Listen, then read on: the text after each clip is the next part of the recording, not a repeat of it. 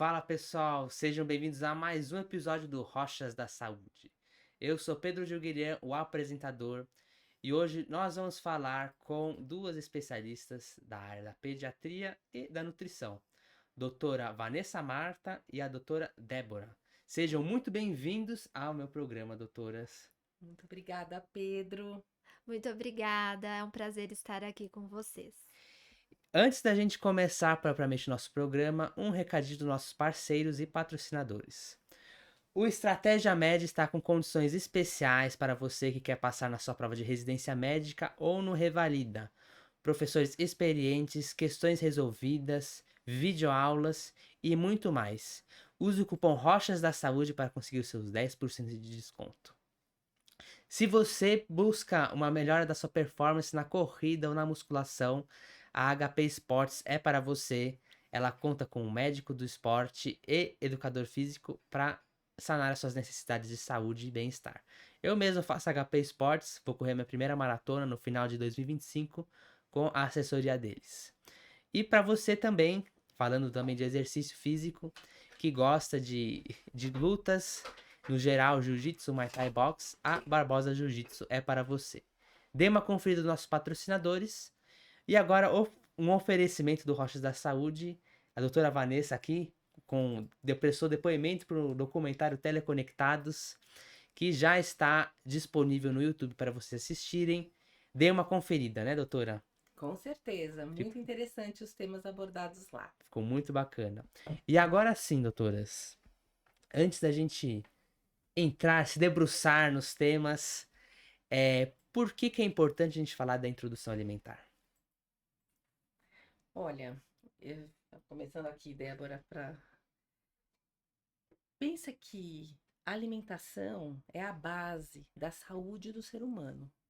Então, o momento inicial onde isso acontece, ele é decisivo para um futuro bom, né, de alimentação. Então, a alimentação é mais do que só nutrir, né? É um comportamento, é uma questão comportamental, principalmente ao longo da vida. Então, se você tem uma boa introdução alimentar, com hábitos saudáveis, quando entram as questões sociais e comportamentais relacionadas à alimentação, ela continua uma alimentação baseada em boas práticas. Concorda, Débora? Isso, olha, essa fase, né, dos primeiros meses de alimentação é a fase onde a criança está em pleno desenvolvimento, né, uma fase de importante desenvolvimento infantil, e é um período onde a criança está conhecendo o mundo. Isso inclui conhecendo os alimentos, as texturas, os sabores. Então, esse período de introdução alimentar é um período onde ela vai conhecer os diversos alimentos, vai ter aí o conhecimento dos diferentes sabores e se apropriar e se adaptar a esses alimentos. Então, vocês comentaram muito de conhecer, né? Então, muitas pessoas às vezes ficam, poxa, meu filho não come toda a papinha. Ele tem às vezes 6 meses, 7 meses, não come toda a papinha. Tem algum problema nessa primeira fase, nesse primeiro momento, ele não comer tudo? Nenhum problema, principalmente nesse período dos 6 meses ao primeiro ano de vida. É uma fase de conhecimento. A gente fala que é a fase onde ele está explorando os alimentos. É uma fase de conhecimento, como ele está explorando o ambiente também. Então, não comer tudo que está no prato é perfeitamente aceitável nesse período. Inclusive, o principal indicador de que essa criança está comendo ou não o suficiente é a avaliação antropométrica, a avaliação do peso, do crescimento, da altura.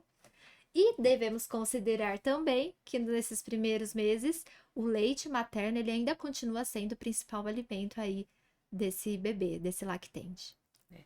E uma coisa interessante que eu acho que vale a pena comentar é que o comer tudo, o que significa? Porque quem fez o prato? Né? Quando você faz o seu prato, você coloca a quantidade de comida que você acha que você acha É o suficiente padrão do para adulto, você. né? É o padrão Exato. do adulto. Então, o que é comer tudo? né? Porque o que a gente espera para uma criança entre 6 e 8 meses de idade é que ela coma no total o correspondente a 2 a 3 colheres de sopa de comida No dia. na refeição. Ah, sim. Mas colher de sopa, se você pensar, não que eu estou dizendo sopa, mas é tamanho da medida, né? Sim, Colher sim. de sopa. Num total de todos os nutrientes. Isso é muito pouco. Para o pai, quando ele vê 2 colheres de sopa num pratinho, é quase nada. Então, isso é a quantidade esperada para uma criança comer nessa refeição, sabe? E então por isso é que fica o comer tudo.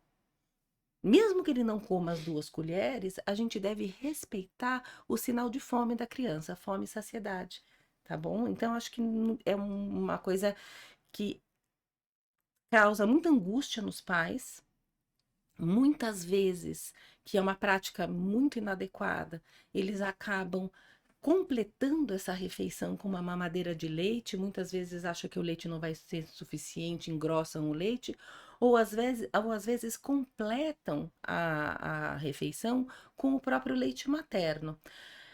Quando você pensa em leite materno, você não tem uma contraindicação formal de dar leite materno depois da refeição. Mas se você for pensar de forma racional, é muito mais interessante que essa criança, como ela está numa fase de aprendizado e de conhecimento, ela vai ficar confusa nesse momento entre ou comer ou mamar. Agora é a hora de eu comer ou agora é a hora de eu mamar? Tá? Então, eu, na minha prática, gosto de orientar com hora de almoço, de jantar, hora de refeição, hora de refeição.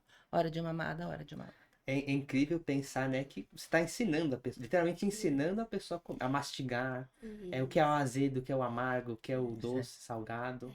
E uma das coisas importantes que a gente precisa falar nesse momento é que não é recomendado que o cuidador, que a família, que os pais que ofertam a refeição forcem a criança a comer tudo que está no prato, tá? Essa prática ela é contraindicada. Então, o que é aconselhado é que a criança coma aquilo que ela tem vontade de comer ali dentro do que foi ofertado no prato, no contexto de uma alimentação saudável. Mas não que a gente force a criança a comer mais do que ela está apresentando ali de necessidade naquele momento. E só para complementar, essa coisa que acho que entra no forçar, porque às vezes você não fica forçando com a colher, né? Vai, come. Não, não é isso. Mas o forçar também inclui você distrair a criança com a televisão. Coloca na frente da televisão, a criança começa a ver o desenho, ela não está nem percebendo o que ela está comendo, ela vai comendo por inércia. Como que ela vai conhecer o alimento se ela está prestando atenção na televisão ou no brinquedo? Né? Uhum. Então, eu acho que isso é muito importante a gente levar essa mensagem. A hora da comida é um ambiente tranquilo, é o ambiente da refeição e, de preferência, junto com outros membros da família, porque a criança ela aprende por imitação. Então, se o pai, a mãe, o irmão estão comendo, ela vai sentir interesse. É muito comum no consultório os pais falarem assim: no horário da comidinha dela, ela não quer comer. Mas quando a gente está comendo, ela quer comer o que está no nosso prato. É lógico, porque ela está imitando, né? Que gracinha, né? Exato. O que os pais estão fazendo, né? Exato, esse ponto que a doutora Vanessa comentou é de extrema relevância, a questão de, sempre que possível, fazer essa refeição da criança junto com a família, né? Que ela pertença à refeição da família, por conta dela, né, ter essa troca de experiência e imitação dos pais ou dos cuidadores. E aprender o convívio, né? Isso. Que é Isso. a hora, por exemplo, a hora de comer. Então, vamos comer. Que é a rotina, né? Que vem pra criança é muito Isso. importante. Essa questão que eu falei logo no começo, que é um momento também de socialização. E nesse momento a socialização é com a família, né? Uhum. Exatamente. E, doutoras, uma dúvida que me veio à cabeça agora. Papinha pronta, comprada ou papinha feita em casa? E aí, Débora? Olha, preferencialmente a comidinha feita em casa, com alimentos frescos, que a gente chama de alimentos in natura, que são alimentos naturais, né? Comida de verdade, com temperos naturais. E num primeiro momento, né, até o primeiro ano de vida, sem sal também. Exato. Eu gosto muito de tornar a vida dos pais prática nesse momento, para que eles se sintam encorajados em fazer uma papinha gostosa, né? Porque eu falo que papinha de criança não é gororoba, é comida gostosa. E mesmo que seja sem sal, ela tem um potencial de ficar gostosa. E então o que a gente pode ensinar para os pais é preparar para a semana e congelar, tornar a vida prática, mas comprar pronta não é uma opção. Realmente é para uma situação emergencial e aí você recorrer até. Hoje existem várias empresas que fazem papinhas de verdade, né? Comidas Saudáveis, né? saudáveis e congeladas e que Interessante. você, né, pode comprar essas papas, não a papa industrializada, que por mais que diga que é natural, fica lá na prateleira do supermercado, e que eu nem tenho Dias e visto mais, dias, eu nem é. tenho visto mais aqui Mas no tem crescido Brasil, mesmo essas opções mais saudáveis de mais comidas saudáveis. congeladas para É, bebês. é válido também isso? É interessante mesmo essas mais gourmetizadas. Papinhas E gourmetizadas são sim, Em válidas. casos de necessidade, sim, ajudam demais, demais. né? Principalmente ali para um caso de emergência, onde, né, às vezes a família vai viajar, não tem condições de cozinhar para levar, então, em alguns momentos, elas podem até ser utilizadas. É que eu lembro que uma vez minha mãe me contou isso, né? Eu era bem pequeno, mas ela comprou, né, uma pronta e falou: Come, filho, muito gostoso. Ah, então come você, já que é tão gostoso. É bem isso É, mesmo, né? mas uma outra, Só, claro, complemente. só para Complemente. complementar, já que você falou Claro. dessa situação, né? Pense assim, né? Uma papinha tudo misturada de uma única cor versus uma papinha, um prato, né? De comida, de refeição, com os alimentos ali Coloridos. separados, com as cores diferentes. É diferente, né? O apelo ali sensorial de uma para a outra O também. interesse, né, da É, criança naquele Sim. prato colorido, ele vai querer provar todas as cores, né? Diferente de uma pasta é. de cor única, né? Sim, e uma coisa que me veio agora, que vocês tinham comentado, né, de às vezes os pais sentirem necessidade de, por exemplo, poxa, comer um pouquinho, né, 2 a 3 colheres de sopa, às vezes pegou um pouco de peito, né, na hora de mamar, mas acho que é pouco, vou colocar um pouco de farinha láctea na papinha, eu vou dar mais uma mamadeira antes de dormir. Qual a mensagem que vocês dão para os pais para entender que, não, às vezes é válido, né? Em casa a gente tem uma cachorrinha. E eu lembro que quando ela chegou, ela é muito esfomeada, coitada da baunilha. Ela é uma labradora. E ela chegou, um comparativo, não que sejam iguais, Sim. mas ela chegou pequena, assim, falou, nossa, coitada, deve estar com fome. A gente deu para ela uma carga de ração. Aí comeu, falou, nossa, coitada, vamos ligar pro veterinário, né? Falar, poxa, dá mais uma para ela, né? Aí demos, comeu com a mesma voracidade. Falou, nossa, que esquisito. Aí no dia seguinte de manhã comeu igual. E até hoje ela come igual na mesma voracidade. Se você der pra mais, ela vai engordar, né? Vai engordar, vai ter problema de pele, de pelo. E eu vejo que é muito igual a criança. Tem que dar a recomendação que o nutricionista, que o pediatra vai passar, né? Sim. É, logo no início da introdução alimentar, a gente vai. Existe um método até que foi muito difundido nos Estados Unidos e agora a gente usa aqui no Brasil, mas usa de forma mais parcimoniosa, que é o BLW, que é o desmame baseado na demanda da criança. Então você oferece o alimento ali, como aconteceu com a sua caixa, você oferece e a criança, ela vai olhar, vai pegar com a própria mão e ela vai aumentar o interesse e a quantidade do que ela come conforme a demanda dela. A criança, ela tem fome conforme o quanto ela cresce. E no primeiro ano de vida, a criança cresce muito.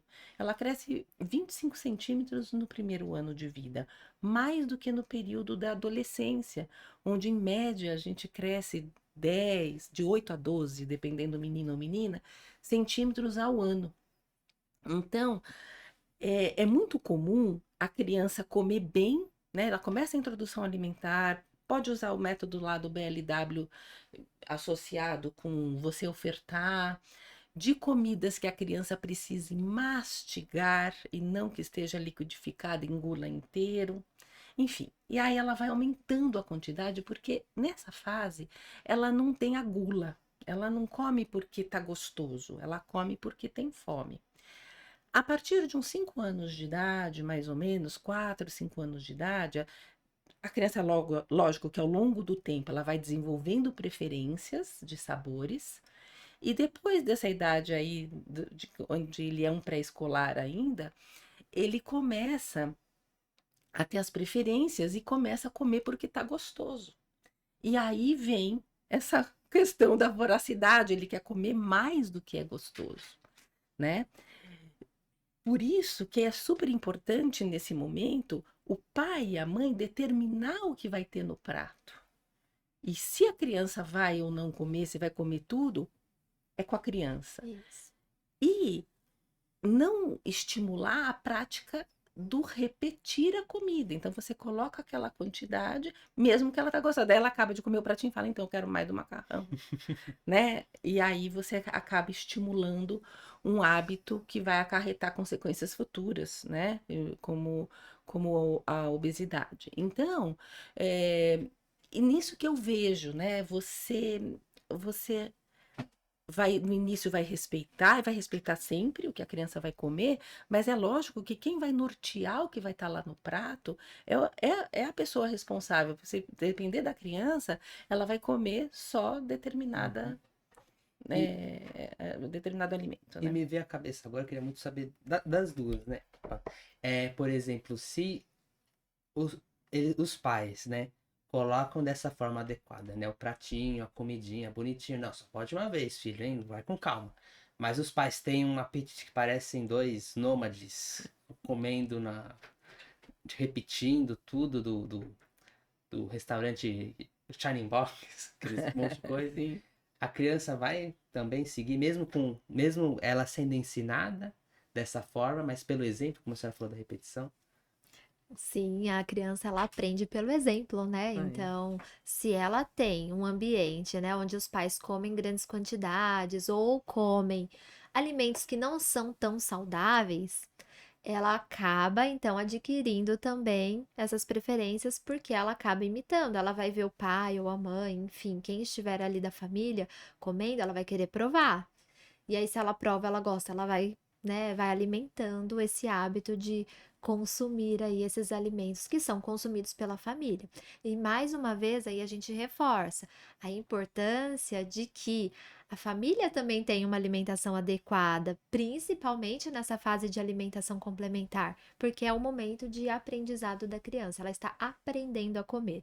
E ela não aprende só com aquilo que é ofertado no prato, que está sendo ofertado ali de comida para ela, mas também vendo ali as pessoas próximas. É o exemplo, né? Eu acho que a questão do exemplo, o que você comentou muito, que eu acho sensacional, é a base, né, de uma pediatria, é a questão da rotina, né? Que você colocou logo no começo, né? Uhum. Então a gente tem rotina alimentar, rotina de atividades, e a família tem que ter rotina, para que a criança possa ter rotina também, né? Então, eu acho que essa questão do exemplo, né, é uma questão que a gente deve muito. O estilo de vida da família é o estilo de vida da criança. Sim, até porque a gente, em vários termos, né, psicológicos, físicos, a gente é uma criança que cresce, né? A gente também precisa de rotina. Sim. Rotina, alimentação saudável. Porque em tese, a introdução alimentar é o que a gente deve seguir sempre, né? Eu lembro que Sim. nas aulas sempre é comentado, olha, isso daqui é para sempre. Isso daqui O modelinho do prato é para é para sempre, né? sempre. Alguma alteração, às vezes é o atleta, mas sempre a mesma porção. E comentem pra gente sobre essa organização do prato, né? Do prato colorido que as mamães gostam. É, eu como pediatra, eu não sou nutricionista, Uhum. mas o pediatra é o primeiro Tá por orientar, né? profissional, né, que vai entrar em contato ali, né? E aí a gente tem É recomendado no manual de alimentação infantil, né, das crianças brasileiras, pela Sociedade Brasileira de Pediatria. Então, é esse o nosso respaldo, é o que a literatura, o que a ciência mostra pra gente. E esse prato, ele deve ser composto metade de legumes e verduras, um quarto deles seria fonte de carboidrato, como arroz, batata, macarrão, e o outro quarto do prato, ele é composto de proteínas, e aí dividido em proteínas de origem animal e de origem vegetal, né? No caso da proteína vegetal, o que o brasileiro mais consome é o feijão, e no caso da proteína animal, o que o brasileiro consome é mais é, carne, frango, ovos, peixe, né? E aí talvez a Débora pudesse Sim. complementar. Só para complementar, a questão do feijão, claro, é o alimento, né, mais consumido pela população Importante falar. brasileira, mas ele também pode ser substituído por outras leguminosas, né? Quais são essas leguminosas? Entre o grão de bico, a lentilha e até mesmo a soja, tá? Então, e a ervilha. Então, o feijão, a ideia mesmo é que ao longo da semana esses alimentos dentro de cada grupo sejam variados, sejam diferentes e que tenham também cores diferentes. A gente sempre preza, né, para montar um prato colorido, né, que Sim. os alimentos tenham cores diferentes. Uma coisa em relação ao feijão, só Claro, para claro. que eu acho super importante de falar, que a gente é muito cultural, fala assim, ai, feijão tem ferro. Mas o feijão, ele tem bastante fitato. Isso. Então, a recomendação é que a gente deixe o feijão, E né? que faça o remolho, né? A ideia, até a recomendação principal é que seja feito esse remolho de um dia para o outro, ou seja, que esse feijão ele fique, né, de molho numa água, né, por 8 a 12 horas e que essa água seja desprezada e depois seja, então, ele seja cozido com uma nova água, para que estas substâncias que estão relacionadas aos gases, à flatulência, né, E a cólica, má absorção de sejam ferro, e né? que prejudica a absorção de ferro, sejam eliminados nessa água do remolho. Mas é bom saber mesmo. É. Né? É Eu, muito eu, interessante eu, isso. eu cozinho bem, mas você acredita que eu acho que eu fiz uma vez na minha vida feijão, eu mesmo fazer. Em casa a gente não tem costume de comer feijão, É, mas a gente tá tentando reincorporar esse hábito. é, E assim, existem também vários tipos de feijões que podem ser também variados aí ao longo da semana, né? A gente tem o feijão carioca, feijão azul, feijão vermelho, feijão preto,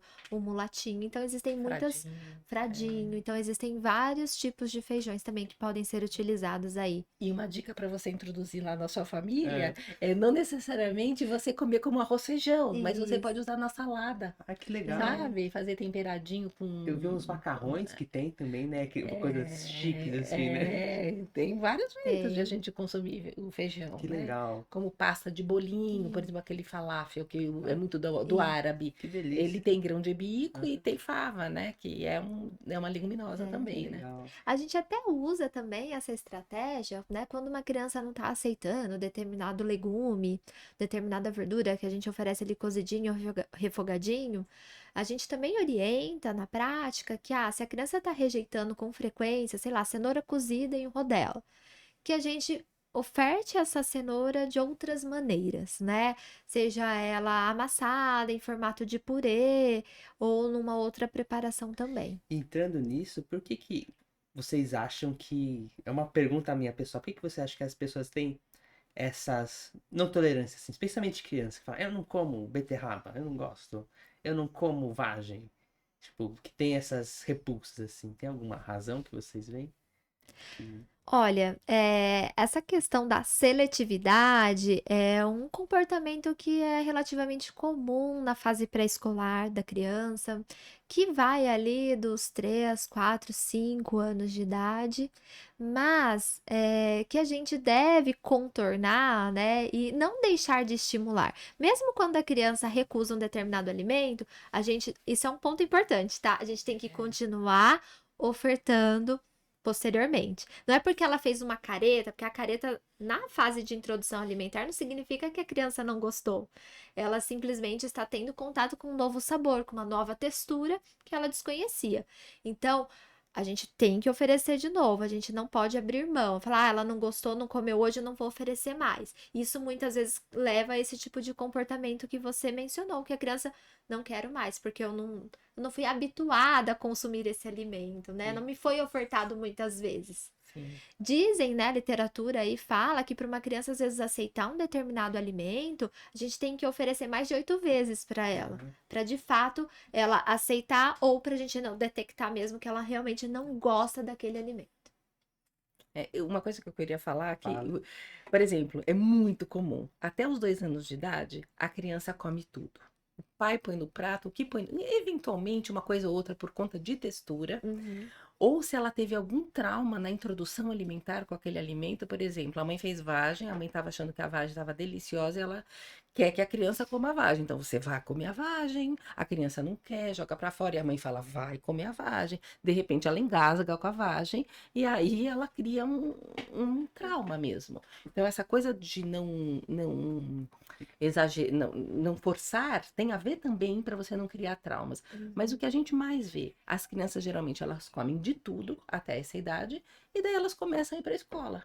E o amigo do lado fala assim, eu não quero comer esse verde. E ela põe de lado. Aí o amigo achou interessante. E aí ele fala, não quero comer esse verde, porque meu amigo não quer. Imitação, né? Imitação. Imitação. Ou então, assim, a criança não achou tão palatável, por exemplo, o pepino. E a mãe falou, não gostou do pepino, eu vou dar um nuggets. Mas eu, Que é um le... perversor de Uhum. apetite, né? Então, eu lembro que em casa até, meus pais são pessoas instruídas até, por questão de crença, né? Achava que, por exemplo, poxa, o nuggets, que interessante, né? É um franguinho que já vem empanadinho, já vem feito. Ah, é pôr no forno e, nossa, Prático. que legal, né? Come em família, uma coisa gostosa. E vem mudando muito, né? E eles até vêm ofertando coisas mais saudáveis e práticas para esquentar, né? uma coisa que eu acho que vale a pena comentar, eu acho que a Débora vai comentar isso talvez de forma brilhante, é qual o efeito desse ultraprocessado, né? Então, os pais, o que eles têm que pensar é o efeito desse ultraprocessado dentro da epigenética, né? Porque a gente nasce com uma determinada genética para desenvolver certas doenças. Só que se a gente for capaz de alterar o meio, se esse meio for favorável, às vezes uma genética ruim para alguma determinada doença, ela pode não se manifestar. E lembrar que a alimentação é ambiente, né? Então, na questão do ultraprocessado, né, Débora, tem vários estudos dentro da nutrição falando da ação de comer comidas. No caso, a gente pegou para Cristo aqui o nuggets, né? Isso, olha, acho que é importante esclarecer, né, para os nossos ouvintes, o que que é o alimento ultraprocessado, né? Então, nós temos uma classificação, né, que hoje em dia o nosso Guia Alimentar Brasileiro traz, que é a classificação dos alimentos de acordo com o nível de processamento. O que que é o alimento ultraprocessado? É aquele alimento que foi produzido industrialmente, foi produzido pela indústria alimentícia. Ele não é encontrado na natureza. Então, ele é composto por ingredientes que a indústria adiciona, contém uma grande quantidade, geralmente, de aditivos químicos, de edulcorantes, que são os adoçantes, de corantes, de açúcar, de sódio, né, que é sal. E a gente tem já atualmente alguns estudos mostrando que o consumo excessivo desses ultraprocessados tem relação com doenças crônicas não transmissíveis. Aí, obesidade é mais conhecida, mas já tem estudos mostrando com dislipidemia, com pressão alta, né, com Alguns cânceres diabetes, também, resistência insulínica, câncer e até estudos mostrando relação com mortalidade, tá? Pensando na fase de alimentação complementar, qual que é o problema, né, desses alimentos serem ofertados constantemente, frequentemente, diariamente para essas crianças que estão na fase de aprendizado da alimentação? Essa criança ter aí uma preferência pelo sabor palatável, porque os ultraprocessados, eles são produzidos para serem gostosos, crocantes, saborosos, gostosos, que é impossível comer um só. Então, essa criança, se Você ela é come uma exposta, caixa. exato, se Exato. ela é exposta desde a fase da alimentação complementar a alimentos que são palatáveis, gostosos, ela vai criando a preferência por esses alimentos, que são o hipersabor, né? O termo que eles utilizam, né? Eles têm um hipersabor. Mas eu acho bacana que você aprendendo a fazer, né? Que eles vão muita. Vai gordura, né? Vai sal, uma combinação um pouco de açúcar.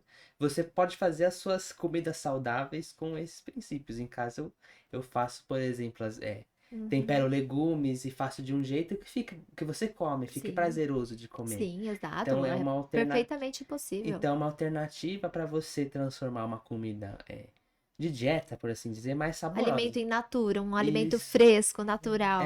Uns legumes, aqueles meio na walking, com um pouquinho só de azeite, mas você faz e fica O gostoso. assado, né? Ou você coloca uma erva fina, uma erva Isso, os fresca. temperinhos Eu falo, naturais. por isso que eu falei no começo, comida de criança não é gororoba.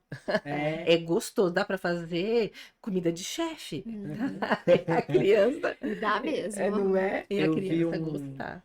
um vídeo do canal do Eric Jacan, aquele chefe do Masterchef, que ele ensinou, não, gente, vamos fazer papinha de criança. E ele fez um purê de batata, fez inhame, fez mandioquinha. E ficou bom, hein? Não colocou sal, não colocou muita gordura, mas ficou bom. Mas os temperos naturais, eles devem ser utilizados mesmo nessa preparação dos alimentos para crianças em fase de introdução alimentar, porque é o que vai diversificando ali o sabor e tornando mais saboroso mesmo aquele alimento. Uma coisa que você falou e eu acho que é importante esclarecer. A gente fala papinha de criança. E daí dá aquela impressão de ser uma sopinha. Tudo né? misturado, Tudo né? misturado. Então a criança, como a Débora Ló colocou no começo, ela tem que conhecer. E para conhecer, o alimento ele tem que estar separado, né? Então quando eu falo legumes e verduras, carboidrato, as leguminosas e a proteína de origem animal, elas têm que estar compostas no prato de forma separada. E a criança vai experimentando os diversos sabores, né? Tipo um prato mesmo, de adulto sim. mesmo. Pra E mais conhecer. amassado. A Isso. consistência, sim, só a questão da consistência. Ela precisa conhecer o sabor de cada alimento. Não é interessante misturar tudo, porque aí ela não diferencia um alimento do outro. Uhum. E falando disso do amassado, até que idade mais ou menos que a criança come papinha? Porque Amassado, você fala, você quer dizer amassado, né? Pra saber de vocês, né? Porque vai diminuindo, né? Vai deixando Isso. cada vez mais natural, né? Mais consistente. Você vai Isso. mudando a consistência até que ao redor de 1 ano de idade, a criança tem que estar comendo como a comida da família, né? E em que momento que a criança, por exemplo, pode. Não digo o aleitamento materno, que sei que vai até 2 anos que recomenda-se. No mínimo, tá? No No mínimo, 2 anos. Mas, por exemplo, que às vezes tem uma mamadeira ali à tarde, né? Que meio um lanche que as pessoas às vezes colocam. Que momento que você fala, acho que já dá pra manter com uma alimentação similar a uma criança maior, um adulto, assim. Café da manhã, almoço, um lanche, que é um sanduichinho, e um jantar. Olha, eu na minha prática, o que eu oriento? Quando a introdução alimentar, né, você termina, né, essa introdução em geral dos 6 aos 8 meses, né? E aos pouquinhos, então é onde você vai introduzir a fruta inicialmente, aí a criança se habitua, que a fruta é doce, né? E ela se assemelha mais ao sabor do leite, que é doce também, por conta da lactose. Então, não que seja proibido você começar de outra forma, tá? Mas eu gosto de iniciar a introdução alimentar pelas frutas. Espero essa criança, no tempo dela, acostumar com a textura, acostumar com o gosto das diferentes frutas, que isso varia de criança para criança. Tem criança que adora e em 1 semana já quer provar outras coisas, e tem criança que demora 1 mês, tá? Mas em geral, uns 15 dias a criança já se habituou com a fruta. Aí você introduz a primeira papa de sal, que a gente fala, que não é de sal, né? Que não tem sal até 1 ano. Mas a gente chama de papa principal, na realidade. E no horário do que seria o almoço, por volta do meio-dia, e conforme essa aceitação, você introduz o jantar por volta das 6 da tarde. Então, quando você pensa nisso, que ela vai tomar um leite pela manhã, Uhum. uma fruta no meio da manhã, almoça, come uma fruta no meio da tarde, um leite que seria o lanche. Então, já percebe que já vai ficando Sim. parecido com a nossa, né? Com a nossa refeição. E aí, mamadeira, a gente tolera até 1 ano de idade, né? Se for leite materno, vai tomar da fonte, né? Não vai ter problema. Então ele vai transicionando para copo. Então você percebe que é uma metamorfose que vai acontecendo nesse primeiro ano de vida para culminar nesse café, lanche da manhã, almoço, lanche da tarde, jantar e talvez uma ceia. Só que você falou da questão do leite, a criança, como ela está em crescimento, ela precisa de fonte de cálcio. Então, você garantir para ela 3 porções de leite, de preferência o materno, né? Mas na impossibilidade do materno, uma fórmula infantil, ou a partir de 1 ano, um leite in natura, ou então um derivado de leite, você já está garantindo a oferta de cálcio. Então, isso pensando para nós também, pensando na criança maior, pensando no adolescente. Então, é nisso que está pautado a nossa rotina alimentar, né? Que deveria ser. Isso. É como se ela tivesse até quando ela completa 1 ano para ter essas refeições estruturadas. Então, foi como a doutora Vanessa comentou. A gente tem esse período de adaptação, a gente respeita, né, a aceitação da criança, mas geralmente perto de 1 ano, 12 meses, é quando ela já vai ter basicamente essas refeições aí estruturadas: café da manhã, lanche da manhã, almoço, lanche da tarde e o jantar. E às vezes até a ceia, uma frutinha na ceia. Isso mesmo. E, Ah, posso só claro, complementar? claro, Você complemento. é que a sua pergunta era até quando ela come também, né, o amassadinho. Eu só É, ia complementar, como a doutora Vanessa comentou também do BLW. Quem adota Desde o essa início. abordagem de introdução alimentar desde o início, ou seja, desde os 6 meses, então a criança, nessa abordagem de introdução alimentar, ela não recebe nenhum alimento amassado.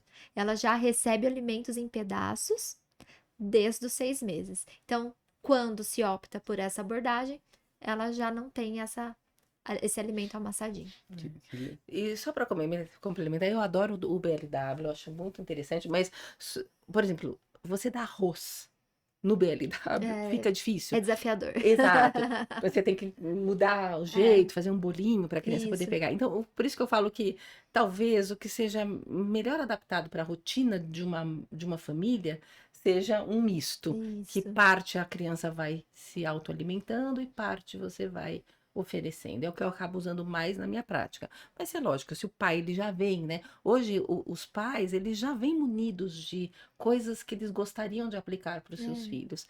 E aí a gente só dá uma lapidada nisso e, né? assim, dá o caminho das pedras, né? Exato. Coloca as vantagens, porque uma coisa é a gente querer fazer, É. outra coisa é a gente fazer na prática Sim, e ver que não é tão fácil quanto parece, né? sim. E aí a gente pode justamente orientar esse tipo de situação, né? E uma coisa que me veio à cabeça agora é que a gente falou muito do aleitamento materno, mas e as mães que, por alguma uma razão, não conseguem dar o leite materno, né? Como que faz? Como que pode ser feito, né? Se a mãe, se ela tem leite, por exemplo, ela vai trabalhar, seria isso? Não, por Ou exemplo, ela não tem a possibilidade não, mesmo não de tem, não amamentar? produz, não, ou não pode, Fez tem uma cirurgia HIV, Ou não plástica, ou quer, não né? quer, é, exato, porque pode ser, né? E a gente tem que respeitar. Uma coisa que eu falo muito, eu falo, não é porque todo mundo diz que tem que ser, que você tem que fazer. Porque tem pessoas que têm o seu próprio limite.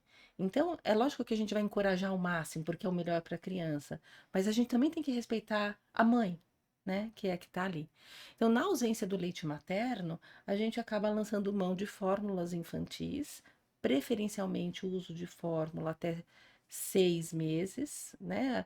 O que a Organização Mundial da Saúde preconiza, teve uma mudança recente, que eles preconizam, então, a fórmula infantil até o 6º mês, na impossibilidade do materno, E a partir do 6º mês, que se dá a introdução alimentar, você pode optar pela fórmula ou pelo leite de vaca in natura. E após 1 ano de idade, você já pode com mais tranquilidade usar o leite de vaca in natura. Lembrando que a fórmula é leite de vaca, só que ela é um leite de vaca modificado, tentando se assemelhar na sua composição mais ao leite materno. Jamais vai ser, porque não tem os compostos biológicos, né? Que aqui a gente valia um podcast só para falar Sim. de aleitamento materno, né? Mas ele tenta se assemelhar. Então, acho que a principal característica de uma fórmula é que ela tenta igualar a quantidade de proteína do leite de vaca ao leite materno. Então, para você ter uma ideia, o leite de vaca tem uma média de 3,5 gramas de proteína para cada 100 ml. E o leite materno, 1,4, 1,3, dependendo. E já se sabe que o excesso de proteína ofertado na primeira infância está relacionado a doenças crônicas não transmissíveis, que é obesidade, hipertensão, diabetes, Uhum. hipercolesterolemia. Perfeito. E uma coisa que me veio à cabeça por ler mesmo, ler livros, eu gosto muito de ler. Uma das razões pela qual eu resolvi fazer podcast também é porque eu gosto muito de ouvir audiolivros. Eu acho muito bacana. E eu estava lendo de um psicólogo, na verdade. Ele falava muito da questão de construção de comportamento. Ele analisou vítimas de traumas, né? Geralmente abuso, relacionamento abusivo enfim. E ele tava comentando da parte de questões de surgimento de depressão, algumas coisas. E ele falou muito da questão da importância da introdução alimentar, de como que você introduz o alimento no sentido de, às vezes as pessoas elas têm uma incapacidade de lidar com sentimento de afeto e acaba por exemplo, tá triste, come, tá bravo, come, tá feliz, come. Tudo gira em torno de comer, né? E qual estratégia que as senhoras veem para que a gente reduza isso, né? Coloca a comida no espaço sim, de momento especial, né? Algumas celebrações envolvem comida, festas, mas para não ser tudo em volta de comida. Tô feliz como? Tô com raiva como? Eu acho que isso entra muito no que a Vanessa já havia comentado, que é a rotina alimentar, né? Então, acho que desde a fase de introdução alimentar, a gente precisa criar rotina das refeições. Então, os horários das refeições. Então, não é porque eu tô feliz que eu vou oferecer. Ah, não é porque a criança tá chorando que eu vou oferecer um doce para recompensá-la. Não é porque ela tá emburrada que eu vou. Ah, se você parar de fazer essa birra, eu vou te dar esse chocolate. Então, a gente tem que desassociar os comportamentos, e os alimentos, como recompensa ou como punição. Por quê? Quando a gente tem essa associação frequente, né, dos alimentos com as emoções, a gente acaba tendo aí futuramente comportamentos, de comer transtornado, que a gente fala, né? Então, o importante é estabelecer os horários fixos de rotina, sempre que possível, na maior parte das vezes. Claro que uma vez ou outra sai da rotina, tudo bem, mas na maior parte das vezes a gente precisa seguir mesmo a nossa rotina de horários. Toda regra tem a sua exceção, né? Claro. Sim. E uma coisa que eu acho que vale a comentar é que essa coisa da recompensa, ela já começa na fase do aleitamento materno.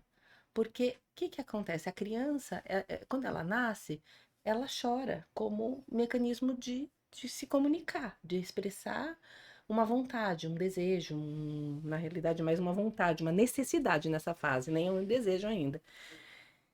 E a mãe, muitas vezes por inexperiência, ela vai falar, é fome.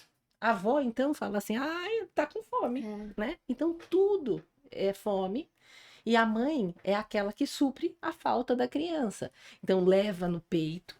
E a criança, o peito é muito mais do que nutrição, né? Aconchego, é carinho. E isso você vai criando essa vinculação. Então, eu sou uma defensora ferrenha do aleitamento materno. Só que eu tento orientar para os pais. Sim, vamos amamentar a livre demanda, Uhum. desde que a criança tenha feito uma mamada efetiva. Então, Uhum. por exemplo, se ela fez uma mamada efetiva às 9 horas da manhã, esvaziou ambas as mamas, ok. 10 horas da manhã ela tá chorando, muito provavelmente não é fome. Então, muitas vezes, o que que a mãe acha? Ah, não mamou direito, é fome. Ela vem pro peito, dá 3 chupadinhas e dorme. Então, o que a criança queria naquele momento? Dormir e não comer, entendeu? Então, ela vai associando que a comida são coisas que vão ajudar ela futuramente a resolver situações estressantes da Uhum. vida. Entendeu? Então, é aí que começa. Aí depois é isso. Então ela percebe que, fala, se você parar de chorar, eu te dou uma coisa. Daí entra o que a Débora falou, mas você entende que a raiz do problema pode ter começado realmente antes, É, né? pode ser outras coisas, né? O choro. Sim, exato. O choro é tudo para a criança, porque ele só sabe chorar nesse momento. Então, a gente tentar distinguir choro de fome, choro de cólica, choro de um aconchego, porque você pode aconchegar, você pode ninar, você pode acolher, mas não necessariamente você tem que amamentar. E como você vai saber isso? Se você está seguro que ele mamou bem. Eu tava com a mama cheia e ele mamou, esvaziou as duas, ele não está com fome agora. Hum. Então, você vai ter segurança no seu atuar, entende? E quando a criança tiver outras frustrações durante a sua infância, é o que a gente chama do estresse positivo. Ela precisa desse estresse positivo, de não ser atendida a todos os seus desejos. Isso eu acho uma mensagem, assim, Fala mais sobre isso, doutora. Achei interessante. primordial que a gente tem que fazer. Porque a gente tem que ensinar as nossas crianças a desenvolver resiliência. Uhum. Ela tem que saber esperar, entendeu? Esperar a hora da comida, né? Porque a criança é muito assim, eu quero, eu quero. Nos primeiros 7 anos de vida, a criança é puro querer. Ela só quer, quer, quer, quer. E os pais, porque amam muito os seus filhos, muitas vezes, né? Na maioria das vezes, graças a Deus, eles querem suprir essa demanda, esse desejo dessa criança, né? E aí eles acabam, sem perceber, causando, né, um E criam pequenos malefício. monstros, né? Que vão Exato. virar grandes monstros. Exato, ditadores, né? Ditadores. Aí vão criando aquele comportamento que é opositor, porque ele vai se. O ser humano já é um ser que caminha para a questão do egocentrismo, né? Então, se você alimenta esse egocentrismo desde pequeno, vai ser difícil lidar com isso mais para frente. Sim, Né? é verdade. E molda tudo isso, né? Desde a alimentação até a. Esse, num sentido mais amplo, né? De você dar o que a criança quer, você molda o caráter, né? Da pessoa. Exato. Vira uma pessoa, um adulto impaciente, um Sim. adulto incapaz de lidar com frustração, por exemplo. Ah, hoje não tem. Hoje é quarta, sei lá, dia do bife? Não, mas hoje é frango. Ah, mas como assim hoje é Não dia do. quero. Eu quero bife. Eu É, não quero frango hoje. Aprender é. a. Não. Ah, tudo bem, eu como frango, ou eu vou comprar o bife e faço. E se tá na casa da avó, que tem a cultura do gordinho é saudável, a avó vai se desdobrar em 1000 para fazer a comida. E era uma das perguntas nossas aqui. Por que que tem isso? Eu entendo que tem essa cultura do bebezinho gordinho, capa de revista. Acho que isso é cultural, né? Esse pensamento ele é cultural e vem assim de uma época onde era comum a escassez de alimentos, né? Era muito comum há décadas atrás as crianças morrerem de desnutrição, né? Morrerem desnutridas. Então, neste contexto de escassez de alimentos, realmente o bebê que era mais grandinho, mais fortinho era o bebê considerado saudável. Mas hoje em dia não é bem assim, né? Hoje em dia a gente sabe que essas crianças que têm um peso maior, que estão acima do peso recomendado para a idade, acabam sendo crianças que têm mais propensão a desenvolver obesidade aí, com o passar dos anos, seja inclusive na fase da infância, na adolescência ou até mesmo na vida adulta. Então, hoje em dia já caiu por terra, né? Essa crença.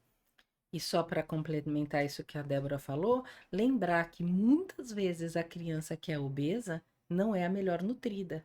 que é o que a gente chama de desnutrição oculta, né? Exato. Porque come alimentos ricos em calorias e baixa quantidade de nutrientes, né? Então vai gerando o gordinho não Sim. saudável, né? Eu lembro que eu tava até com a doutora Débora, né? A gente teve o estágio da pediatria no começo do ano. E é impressionante, né? Mas o que me chamava muita atenção foi, na verdade, os pais, as mães das crianças, né? É quase como se a pessoa não conseguia ver a importância do papel dela na educação do filho, no reflexo da personalidade dela, do jeito dela ser, de agir, né? E principalmente na criação, por exemplo, a criança até uma certa idade não trabalha, não tem uma verba para ir comprar na quitanda um doce. Uhum. Ou não vai fazer uma compra de mês, assim, coisas muito elaboradas. Uhum. E acaba por ser muito o que tem em casa, a forma como as pessoas cuidam. O que eu vejo é um ego muito forte dos pais, né? Eu vejo também na prática que é difícil os familiares entenderem aquele excesso de peso como uma doença. Hum. Eu vejo muita dificuldade, eles não enxergam que aquele excesso de peso, que aquela obesidade grave que aquela criança apresenta, que aquele filho ou aquela filha, é um problema de saúde, que precisa de tratamento, que precisa de controle.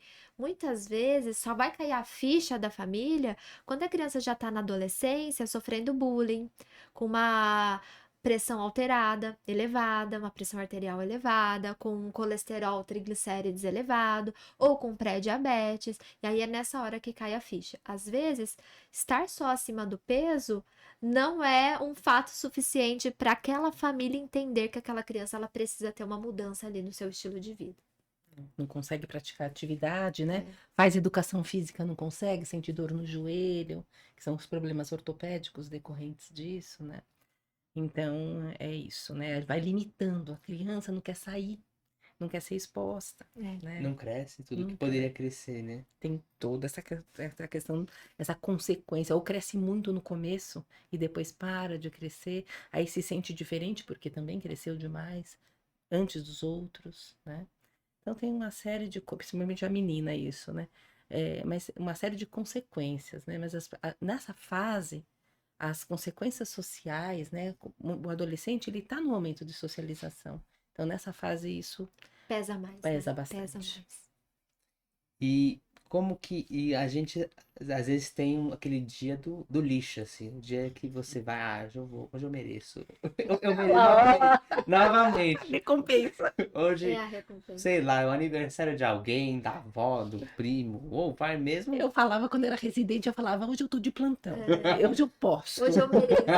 Tô de plantão à noite. Tava Ai, falando isso com a minha filha um esses dias. luxo, assim, né? Um sonho.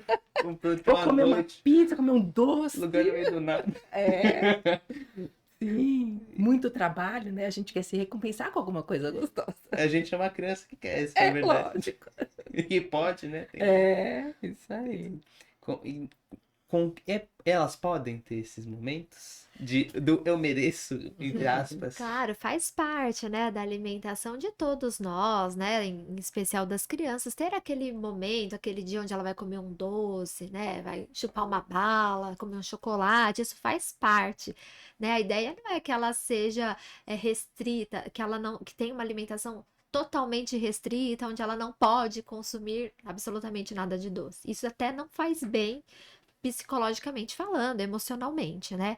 Então, o que a gente recomenda, né, é que na maior parte dos dias da semana ela tenha refeições organizadas, né, a alimentação saudável, equilibrada, e que a gente aí deixe para uma, duas vezes na semana, no máximo, para ela comer ali um docinho, comer alguma coisa que saia ali da rotina alimentar saudável. É previsto, né, pela Sociedade Brasileira de Pediatria, é previsto a partir dos 2 anos de idade que a criança possa comer uma porção de doce, né, ao dia.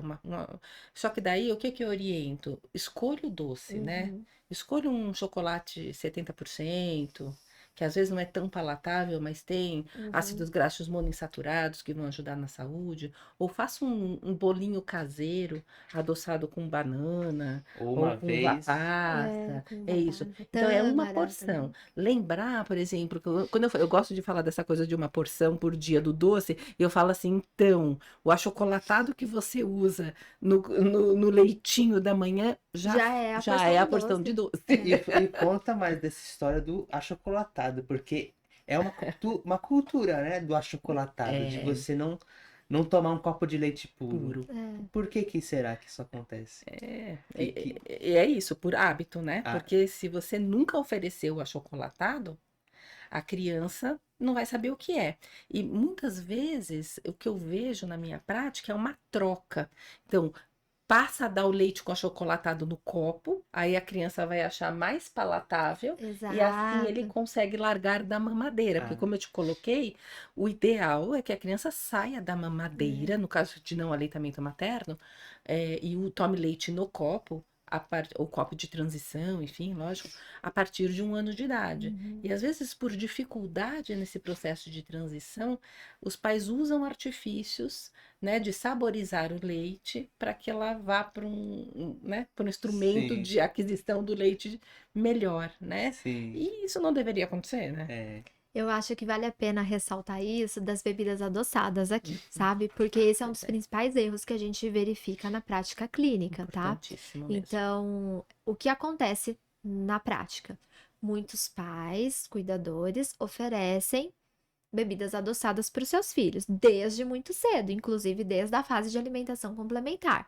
Então, o que que entra nessas bebidas adoçadas? O achocolatado, que nós estávamos falando, entra o suco industrializado, ou que seja o suco natural adoçado com açúcar, as bebidas lácteas, os iogurtes. Então, tudo isso é considerado e classificado como bebida adoçada. Qual que é o problema do consumo frequente, diário e em porções excessivas de bebidas adoçadas? O ganho de peso excessivo, tá? Então, é inevitável. Quando a gente tem uma criança que consome bebidas adoçadas em excesso, diariamente, todos os dias, mais de uma vez por dia, a gente pega na prática clínica crianças consumindo mais de 3 porções de bebidas adoçadas por dia, tá?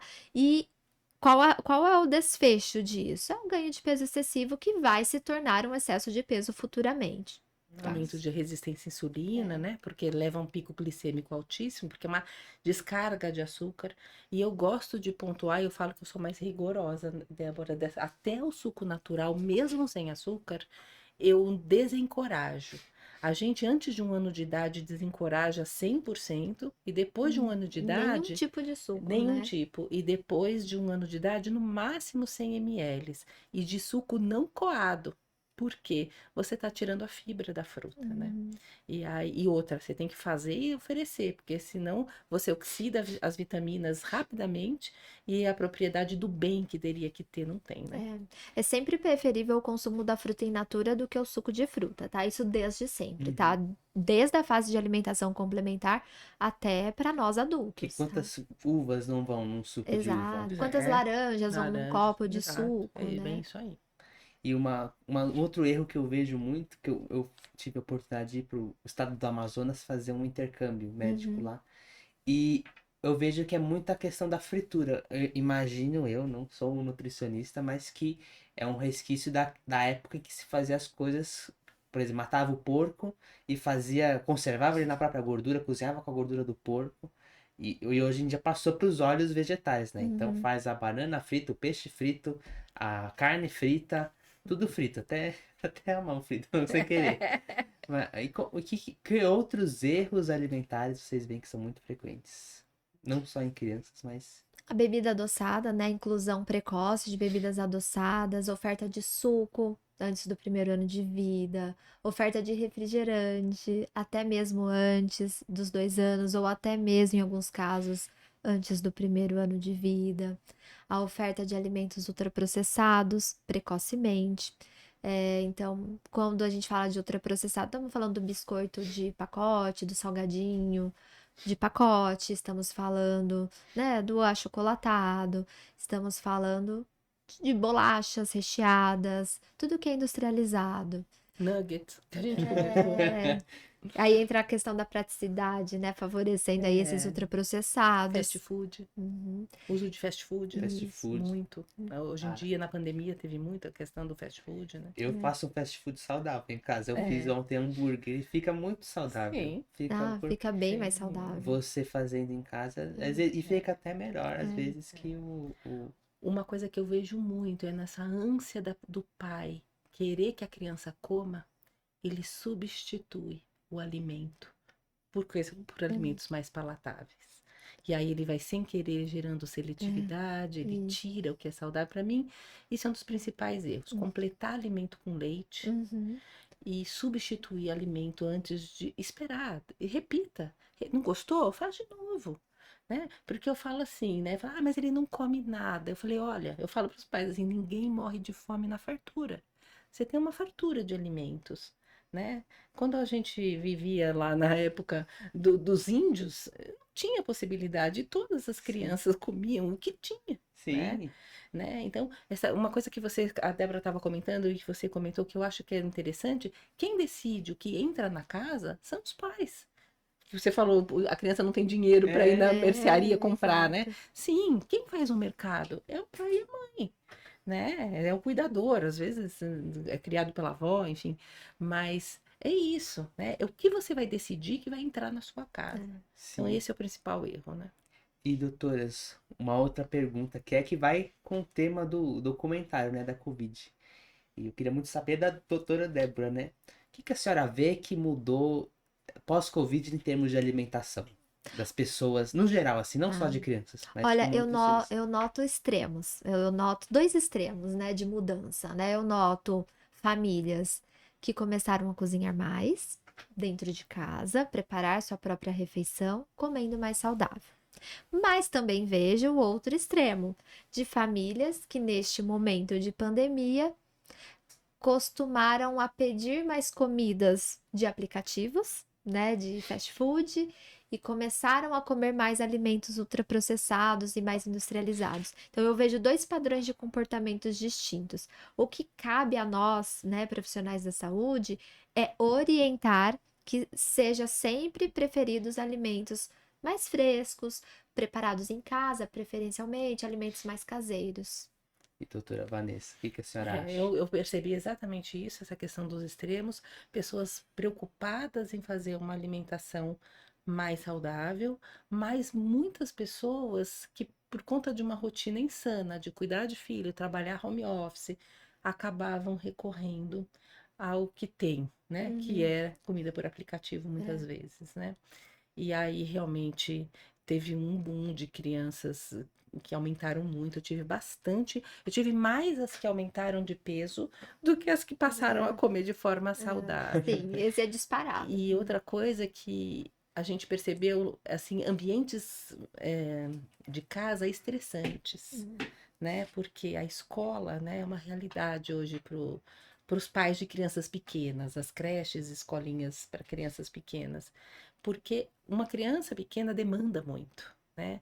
E os pais, aqui não é uma crítica, porque os pais, eles tendo que trabalhar e estar em casa e cuidar da criança e fazer a comida, o que que faziam? Pediam por aplicativo e botavam a criança na frente da televisão, né? Então, a pandemia para as crianças, para a maioria das crianças foi desastroso. A senhora comentou dos ambientes, né?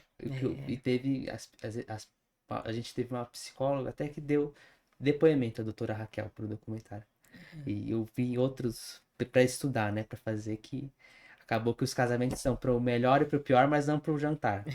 Tipo, é no sentido que a convivência é muito tempo junto, sem outras pessoas para você socializar, para você dar as suas demandas, né, no Sim. geral. As crianças, infelizmente, até uma certa idade, é todos os pais, Sim. especialmente a mãe, né? É.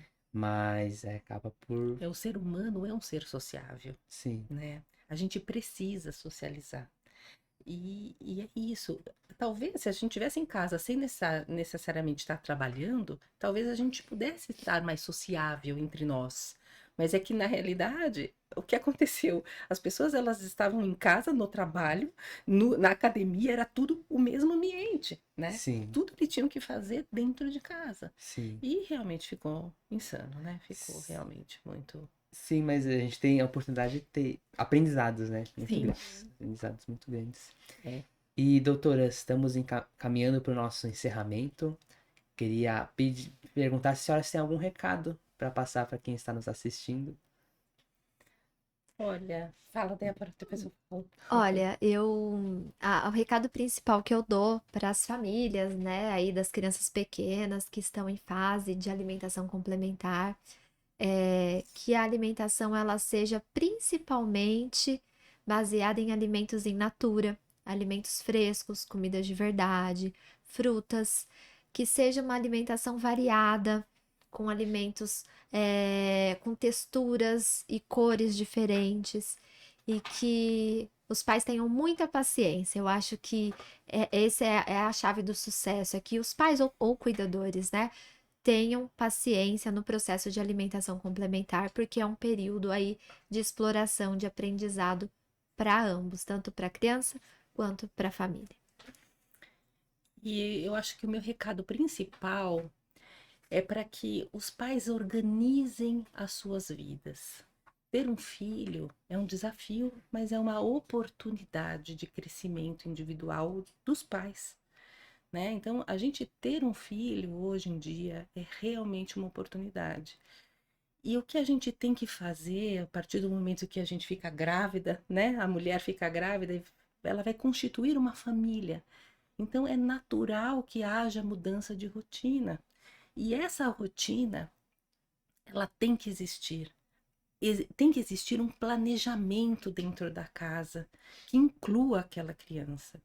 E, acima de tudo, tanto na questão alimentar quanto na questão comportamental, olhem para os seus filhos. Todas as atitudes de uma criança são as respostas para suas angústias e para suas dúvidas. A criança ela fala nas atitudes. Então, olhem para os seus filhos. Eles precisam ser vistos e eles precisam ser ouvidos, não a birra. Não a birra. Não o comportamento do querer sem a resiliência, mas o que está por trás daquele comportamento, o que está por trás de um comportamento alimentar errado, né? Então, a alimentação, no começo eu falei isso, a alimentação, a nutrição é um ato social, desde sempre para uma criança. Então, agregando tudo que a Débora falou, que é a base, né, de saúde de uma criança, a gente cuidar das relações familiares no momento da alimentação é o sucesso de saúde no futuro. Com certeza, doutoras. Queria agradecer às senhoras pela presença de vocês no programa, foi excelente. Queria agradecer a você que está nos assistindo pela audiência. Pedir para você curtir, se inscrever no canal, compartilhar, que é assim que a gente faz o canal crescer. Pedir também para você dar uma conferida nos nossos patrocinadores e no documentário também. E espero que você goste do episódio e do documentário e que faça o mesmo lá com ele, tá bom? Eu me despeço de vocês e espero vocês no próximo episódio. Até a próxima.